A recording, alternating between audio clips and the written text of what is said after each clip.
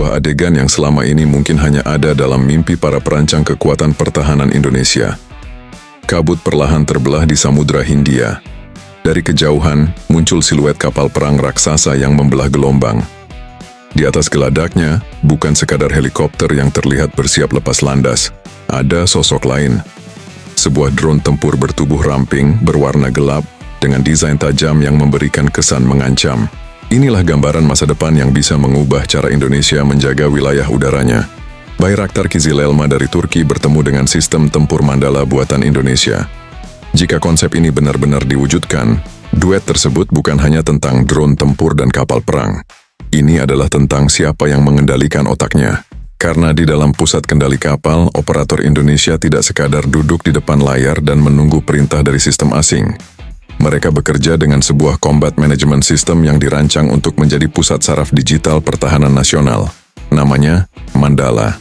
Bayangkan seluruh informasi dari radar, sensor, kapal, drone, pesawat, hingga sistem pertahanan lainnya dapat dipadukan dalam satu jaringan komando. Kizilelma menjadi mata dan taring di udara. Kapal menjadi pangkalan bergerak di laut. Sementara Mandala menjadi otak yang menghubungkan semuanya. Disinilah konsep kemandirian pertahanan Nusantara mulai terlihat. Indonesia tidak harus selamanya hanya menjadi pengguna platform buatan negara lain. Platform boleh datang dari Italia. Teknologi drone dapat dikembangkan bersama Turki. Namun semakin besar bagian dari sistem kendali, integrasi, perangkat lunak, dan kemampuan operasional yang dikuasai sendiri, semakin kecil pula ketergantungan strategis Indonesia terhadap pihak luar. Dan inilah bagian yang paling menarik. Jika suatu hari Indonesia mampu mengintegrasikan kapal, drone tempur, radar, sensor, komunikasi, dan pusat komando dalam satu ekosistem nasional, maka kekuatan tersebut tidak lagi berdiri sebagai sistem yang terpisah-pisah. Semuanya bisa berubah menjadi satu jaringan tempur terpadu. Bayangkan Kizilelma beroperasi jauh di depan, sensor mendeteksi situasi, informasi dikirim ke pusat komando, Mandala mengolah data, operator Indonesia mengambil keputusan, dan seluruh jaringan bergerak sebagai satu kesatuan. Ini bukan sekadar soal memiliki drone tempur yang terlihat canggih. Ini adalah pertarungan untuk menguasai otak di balik kekuatan tempur. Karena pada era peperangan modern, negara yang memiliki senjata paling besar belum tentu menjadi yang paling unggul, yang mampu melihat lebih cepat, mengolah informasi lebih cepat, mengambil keputusan lebih cepat, dan menghubungkan seluruh kekuatannya dalam satu jaringan, justru bisa memiliki keunggulan yang jauh lebih besar. Maka jika suatu hari Kizilelma, kapal perang dan sistem Mandala benar-benar dapat dipadukan dalam satu ekosistem pertahanan Indonesia, pesan strategisnya akan sangat jelas. Nusantara tidak hanya ingin membeli platform. Nusantara ingin menguasai teknologinya. Bukan sekadar menjadi pengguna, bukan sekadar menjadi pembeli, tetapi perlahan menjadi pemilik kemampuan. Dan jika blueprint ini berhasil diwujudkan, maka Laut Indonesia bukan lagi sekadar jalur lalu lintas armada negara lain. Ia bisa berubah menjadi ruang operasi bagi kekuatan pertahanan yang semakin mandiri. Kizilelma adalah taringnya, kapal adalah pangkalannya, Mandala adalah otaknya, dan Indonesia adalah pihak yang memegang kendalinya. Jangan coba-coba menyentuh kedaulatan kami, karena Anda mungkin tidak tahu apa yang sedang dipersiapkan di balik kemesraan Ankara dan Jakarta. Sebuah perkawinan dua doktrin pertahanan era baru. Lalu mengapa Kizilelma dan kapal induk seperti Garibaldi bisa menjadi kombinasi yang begitu berbahaya bagi lawan? Garibaldi pada awalnya dirancang pada era Perang Dingin sebagai kapal induk STOVL, dengan konsep operasi pesawat yang memiliki kemampuan lepas, landas dan mendarat secara vertikal atau jarak pendek. Secara teknis, mengoperasikan jet tempur berawak dari kapal berukuran medium, menghadirkan tantangan besar, mulai dari biaya operasional, kebutuhan pemeliharaan hingga kompleksitas logistik. Namun zaman telah berubah, dan disinilah konsep drone tempur mulai membuka celah baru. Kizilelma hadir bukan sekadar sebagai pesawat tanpa awak biasa. Platform ini dikembangkan sebagai UCAV, tempur berkecepatan tinggi dengan karakteristik, siluman dan kemampuan operasi dari kapal induk.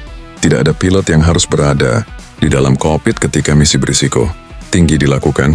Tidak ada pula keterbatasan fisiologis manusia yang harus diperhitungkan dalam setiap manuver ekstrim. Dan dengan desain yang berupaya menekan radar cross-section, platform seperti ini berpotensi memberikan tantangan baru bagi sistem deteksi lawan. Namun jangan salah, Kizilelma tidak otomatis membuat sebuah kapal menjadi tak terkalahkan. Justru kekuatan sebenarnya muncul ketika drone, kapal, radar, sensor komunikasi, dan pusat komando dapat bekerja sebagai satu kesatuan. Disinilah konsep perang modern mulai berubah. Bukan lagi sekadar siapa yang memiliki pesawat paling mahal, tetapi siapa yang mampu mengirim lebih banyak sensor dan platform ke wilayah operasi dengan biaya dan risiko yang lebih terkendali. Bayangkan sebuah kapal membawa sejumlah drone tempur yang dapat digunakan untuk misi pengintaian, peperangan elektronik, pengawasan, hingga serangan sesuai konfigurasi dan persenjataan yang tersedia. Jika beberapa platform dapat beroperasi secara terkoordinasi, lawan akan menghadapi masalah baru. Bukan hanya menghadapi satu pesawat, tetapi menghadapi sebuah jaringan yang terus mengumpulkan informasi dan memperbarui gambaran situasi di medan operasi. Inilah yang membuat konsep Kizilelma plus kapal induk begitu menarik. Kapal tidak lagi sekadar menjadi tempat membawa pesawat. Ia berubah menjadi pangkalan udara bergerak, drone menjadi perpanjangan tangan, radar menjadi mata, satelit dan jaringan komunikasi menjadi jalur informasi. Dan seluruh sistem tersebut membutuhkan satu hal yang jauh lebih penting daripada baja dan mesin, otak digital. Karena perangkat keras secanggih apapun dapat kehilangan sebagian besar potensinya jika tidak memiliki sistem komando dan kendali yang mampu mengintegrasikannya. Disinilah konsep Combat Management System Mandala menjadi bagian yang paling menarik. Mandala dibayangkan sebagai pusat saraf yang menghubungkan sensor, platform, data, dan operator dalam satu ekosistem tempur. Bayangkan informasi dari radar kapal masuk ke pusat komando. Sensor udara mengirimkan data tambahan. Sistem komunikasi meneruskan informasi dari unit lain. Seluruh data kemudian diolah untuk memberikan gambaran situasi yang lebih lengkap kepada operator.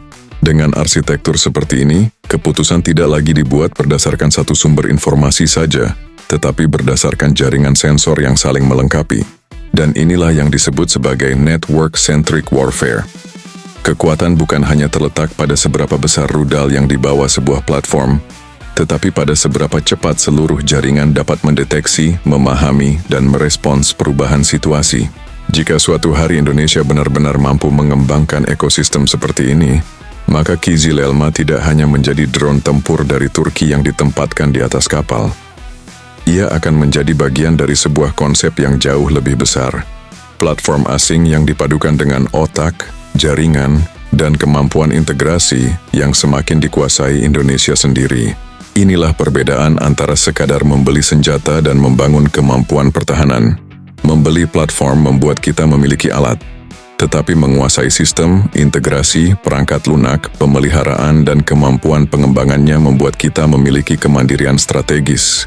Dan jika konsep tersebut benar-benar berhasil diwujudkan, maka pesan strategisnya bukan sekadar kepada satu negara atau satu kawasan. Pesannya jauh lebih luas. Indonesia tidak ingin hanya menjadi pengguna teknologi pertahanan. Indonesia ingin menjadi negara yang mampu mengendalikan teknologi yang digunakannya. Selama puluhan tahun, doktrin pertahanan laut Indonesia menghadapi satu persoalan besar, ketergantungan terhadap teknologi dan sistem asing. Ketika sebuah negara ingin menambahkan rudal baru, mengintegrasikan radar berbeda, atau menghubungkan kapal dari berbagai produsen, persoalannya bukan hanya soal membeli perangkat keras. Ada lisensi, protokol komunikasi, sertifikasi, perangkat lunak, biaya integrasi, hingga ketergantungan pada pemilik teknologi. Bahkan dalam kondisi tertentu, akses terhadap arsitektur sistem bisa menjadi faktor yang menentukan seberapa bebas sebuah negara mengembangkan kemampuan militernya sendiri. Disinilah konsep Mandala menjadi sangat menarik. Jika sebuah combat management system benar-benar dikembangkan dan dikuasai di dalam negeri, maka Indonesia memiliki peluang untuk membangun sebuah otak digital yang lebih independen. Sistem tersebut dapat dirancang sebagai penerjemah digital yang menghubungkan berbagai sensor dan platform dari sumber berbeda, radar kapal, sensor udara, sistem komunikasi, pusat komando, hingga berbagai platform tanpa awak dapat diarahkan untuk bekerja dalam satu ekosistem. Bayangkan sebuah kapal komando menerima informasi dari berbagai sensor secara bersamaan. Data tersebut kemudian diproses menjadi satu gambaran situasi medan operasi. Operator tidak perlu melihat setiap sistem sebagai perangkat yang berdiri sendiri. Mereka dapat memperoleh informasi yang lebih terintegrasi, sehingga keputusan dapat dibuat dengan lebih cepat dan terukur. Namun, kekuatan sebenarnya bukan sekadar kemampuan mendeteksi banyak target. Yang jauh lebih penting adalah kemampuan mengelola informasi dalam jumlah besar dan mengubahnya menjadi keputusan operasional. Inilah jantung dari peperangan modern. Jika suatu hari Mandala mampu mengintegrasikan Kizilelma, kapal induk, kapal kawal, radar, sensor, dan pusat komando dalam satu jaringan, maka Indonesia tidak hanya memiliki sejumlah platform canggih.